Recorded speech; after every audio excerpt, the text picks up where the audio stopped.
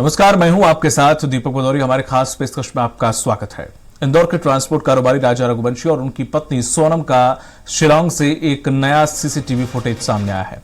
यह वीडियो 22 मई का बताया जा रहा है। वीडियो में दोनों एक मोपेड से होटल पहुंचते नजर आ रहे हैं। यही मोपेड पुलिस को लावारिस हालत में मिली थी। सीसीटीवी फुटेज में राजा और सोनम होटल के बाहर करीब 4 मिनट तक नजर आए। सोनम ने जैकेट उतारा, फिर दोनों होटल के अंदर आए और स्टाफ से बात की। इसके बाद सामान रखकर फिर होटल के बाहर चले गए। फुटेज में सोनम सफेद रंग की शर्ट पहने हुए नजर आई हैं। पुलिस इस फुटेज को महत्वपूर्ण सुराग मान रही है। इधर परिजनों ने पोस्टर लगाकर अपना दुख व्यक्त किया है। Shillong murder case missing case में 15 दिन बाद भी सोनम को पुलिस ढूंढ नहीं पाई है। परिजनों ने राज्य और केंद्र सरकार से मेघालय पुलिस से जल्द सोनम को ढूंढने, उसका सुराग पता लगाने की मांग की है।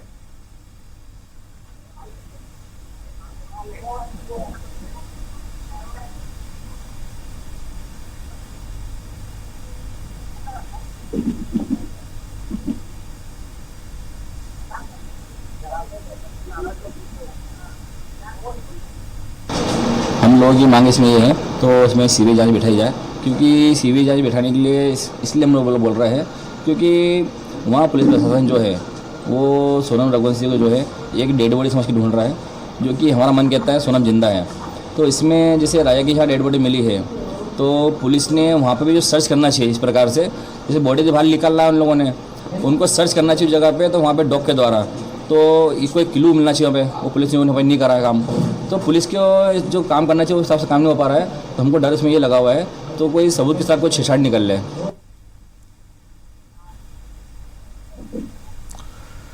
राजा रघुवंशी की शादी 11 मई को सोनम के साथ हुई थी और शादी के करीब 8 दिन बाद कपल हनीमून के लिए रवाना हुआ था।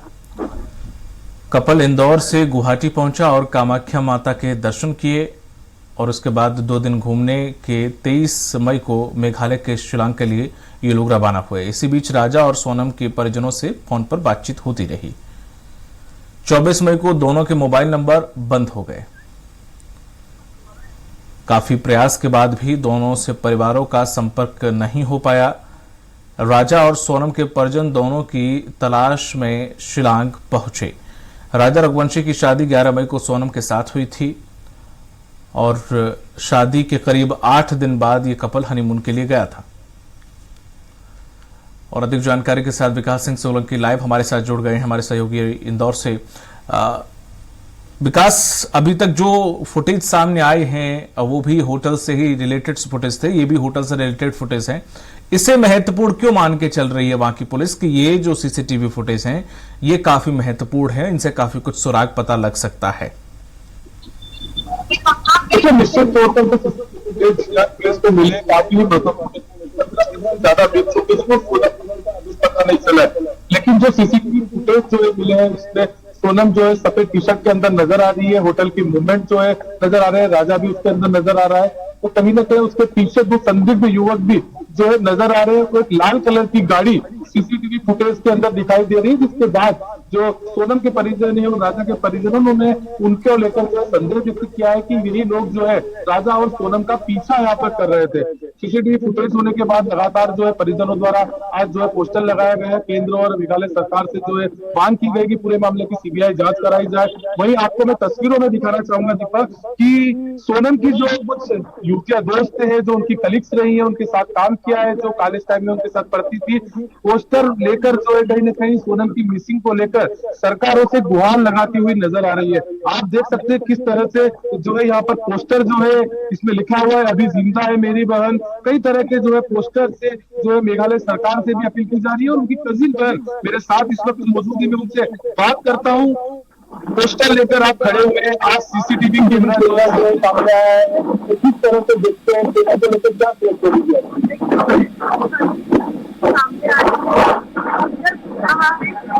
एक्स्ट्रा एक जोड़ी कपड़े अपनी स्कूटी में रखी है।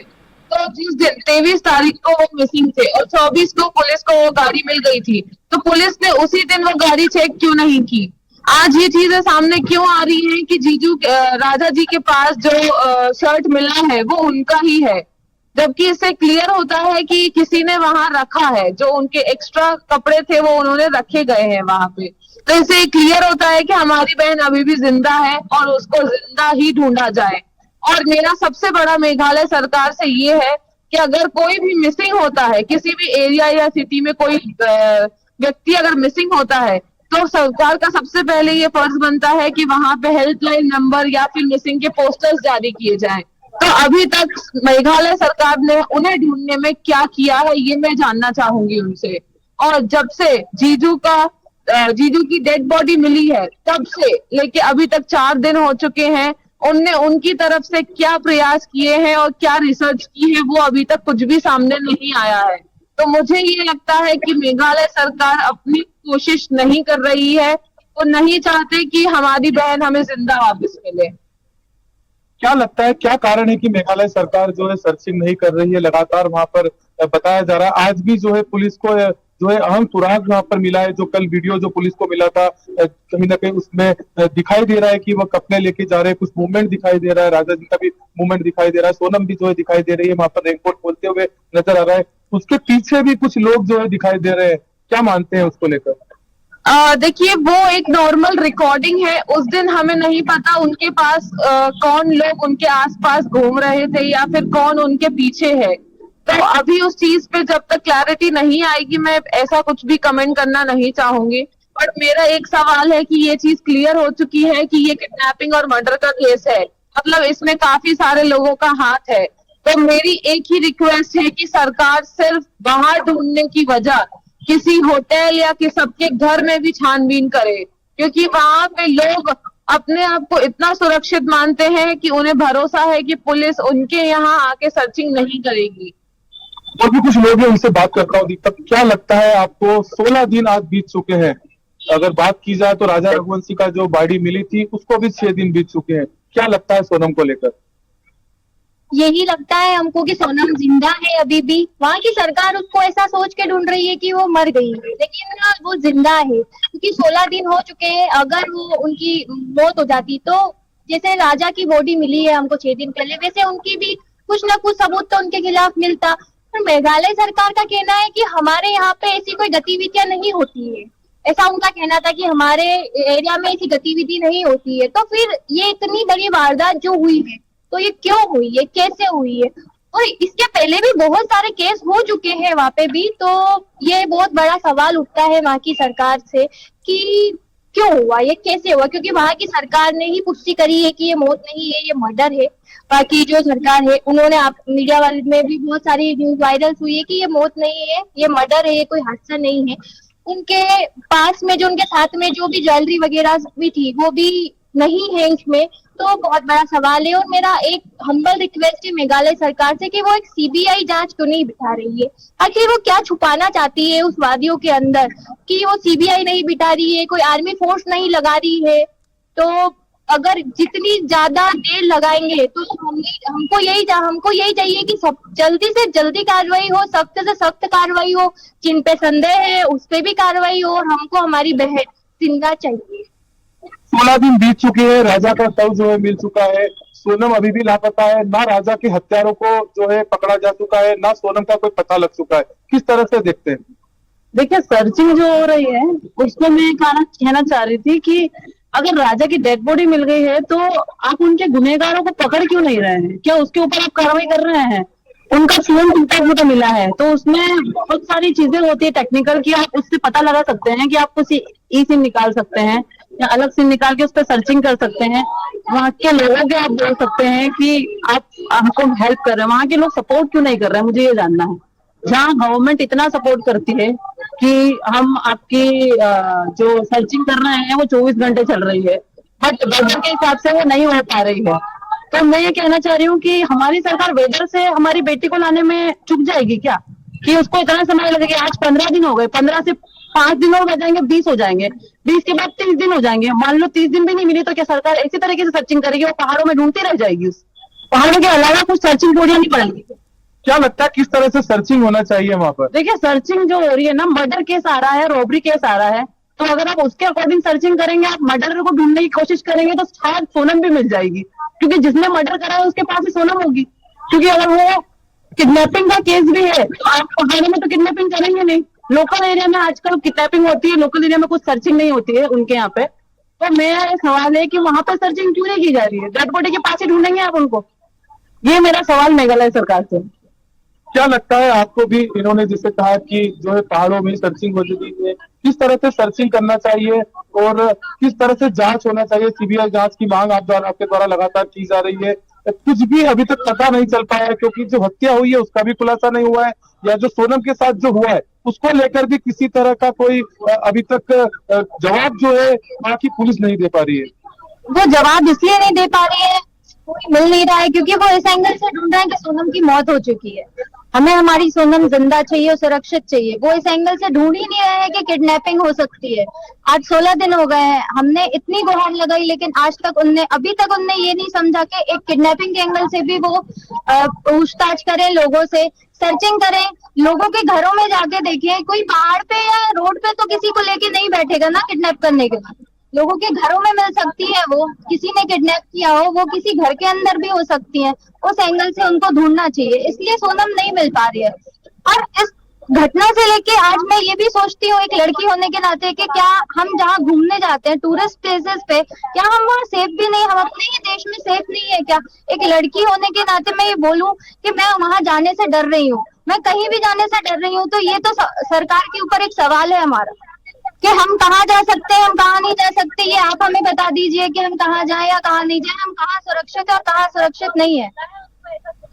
देखिए, आप देख सकते हैं कि यहाँ पर लगातार जो सोनम को ढूंढने की मांग की जा रही है, और देख सकते हैं सोनम अभी जिंदा है, वी वांट जस्टिस जो है यहाँ पर लिखा हुआ है। तो कहीं ना कहीं यही जो है मांग जो है इन लोगों द्वारा की जा रही है कि सोनम को जल्द से जल्द ढूंढा जाए। जैसे शुरुआत से सीबीआई जांच की मांग की जा रही है, तो इन सभी लड़कियों का भी यही कहना है कि सीबीआई जांच जो है होना चाहिए। और सबसे जरूरी कि जो शिलांग की पुलिस है, जो खाई के अंदर जो है लगातार ढूंढ रही है, राजा का शव मिला था वहां पर जो है सर्चिंग की जा रही है, इसी तरह की सर्चिंग शिलांग के शहर के अंदर भी की जाना चाहिए, जहां से वीडियो फुटेज मिले हैं। जो लोग संदिग्ध है उनसे भी कहीं ना कहीं उन्हें हिरासत में लेके पूछताछ की जाना चाहिए। जी दीपक।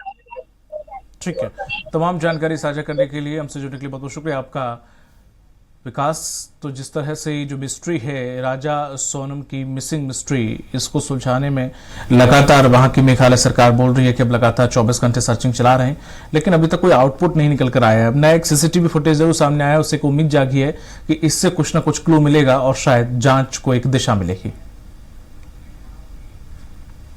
केंद्रीय कृषि मंत्री शिवराज सिंह चौहान ने शिलांग में मौजूद सोनम के भाई से फोन पर बात की है और पूर्व सीएम शिवराज सिंह चौहान ने गोविंद को पूर्ण सुरक्षा का भरोसा दिलाया है।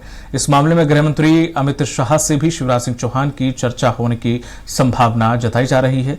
रघुवंशी समाज के प्रतिनिधिमंडल ने पूर्व सीएम से भेंट कर सीबीआई जांच कराने की मांग की है। वहीं पीसीसी चीफ जीतू पटवारी भी राजा रघुवंशी के घर परिजनों से मिलने पहुंचे और राजा के भाई और पूरे परिवार से मिलकर कांग्रेस की ओर से हर संभव मदद करने का आश्वासन दिया है। दरअसल 23 मई से लापता थे राजा और सोनम रघुवंशी। कुछ दिन पूर्व मिला था राजा रघुवंशी का शव। फिलहाल सोनम रघुवंशी अभी भी लापता है।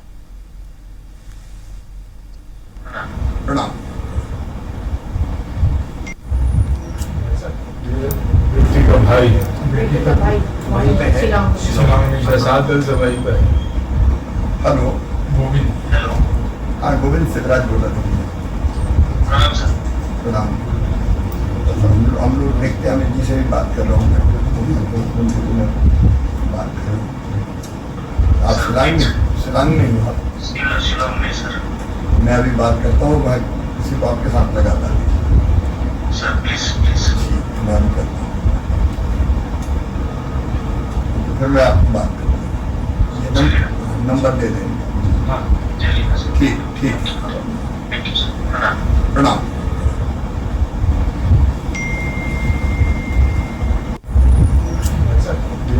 बेटी का भाई वहीं पे है, शिलांग में 7 दिन से वहीं पे है। हेलो गोविंद। हाँ, गोविंद सिद्धराज बोल रहा था।